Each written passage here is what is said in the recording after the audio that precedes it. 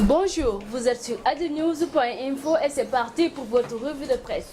Choisissant le mutisme pour contourner l'interrogatoire sur le fond, Karim Wade a pris l'option d'aller dans le sens non souhaité par la Cour en posant à la barre une question qui jusque-là n'était pas abordée. Ce sont les 47 milliards de Singapour, rapporte Sud Quotidien. Karim Wade rouvre le compte de Singapour, affiche-t-il à sa une. Selon le journal, Karim Wade avait proposé mercredi à la Cour de répression de l'enrichissement illicite de suspendre son procès pour que soit envoyée à Singapour une délégation dont la mission sera de se renseigner sur son présumé compte bancaire dans ce pays d'Asie du Sud-Est. Muet comme une carpe sur les faits d'enrichissement illicite qui lui sont reprochés, Karim Wade a brisé le silence, non pas pour s'expliquer sur les faits, mais pour demander à l'État de rapatrier les 47 milliards trouvés dans son compte à Singapour qui lui appartiendraient, écrit Enquête. Sans être démenti par le procureur spécial de la Cour de répression de l'enrichissement illicite, les avocats de l'État et les 5 juges,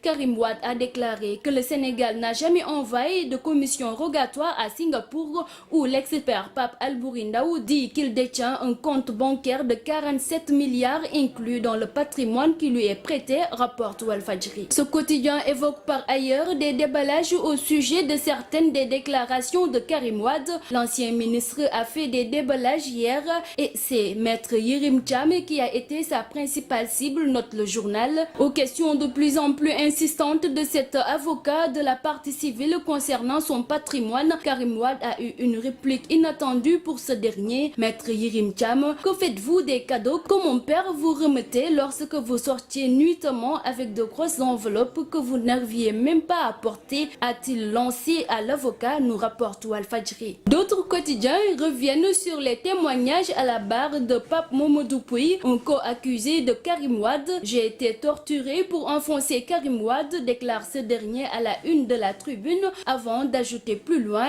les enquêteurs m'ont dit, c'est Karim Wade notre cible. On m'a torturé 16 mois durant pour que j'accuse Karim Wade, insiste M. Pouy dans des déclarations relayées par l'Observateur.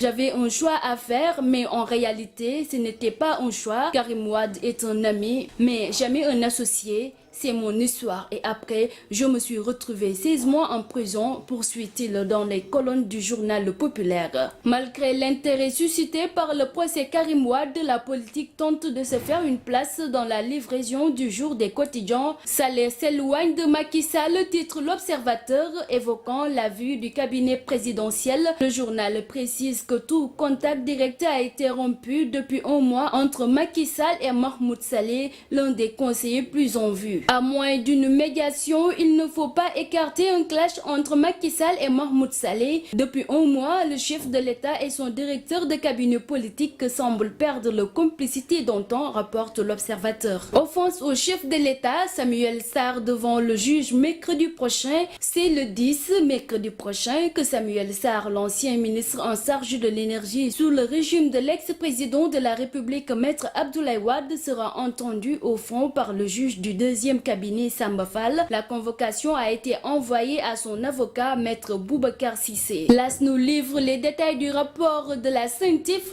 Dans sa lutte contre le blanchissement de capitaux, la cellule nationale de traitement des informations financières reçoit chaque année plusieurs déclarations de soupçons. Selon le rapport 2013 de la CENTIF concernant les résultats, 115 dossiers qui se rapportent à 123 déclarations de soupçons ont été traités en 2013, 24 envoyés au procureur pour 3 condamnations, nous rapporte le journal. Fait divers, Touba, les meurtriers du taximan Ibrahima Sakho arrêtés, nous informe le Populaire. Le journal nous parle des effrayants aveux des 4 criminels, dont 2 mineurs de 14 et 17 ans, de leur receleur qui gère un parc de véhicules à vendre alpagués. C'est une fin de cavale pour ces meurtriers présumés du taximan Ibrahima Sakho, agressé puis tué sur la route de Missira dans le département de Mbacké. Recherchés depuis une dizaine de jours, ils viennent d'être interpellés par la brigade spéciale de la gendarmerie de Touba. Sport basketball, 4e journée du mondial.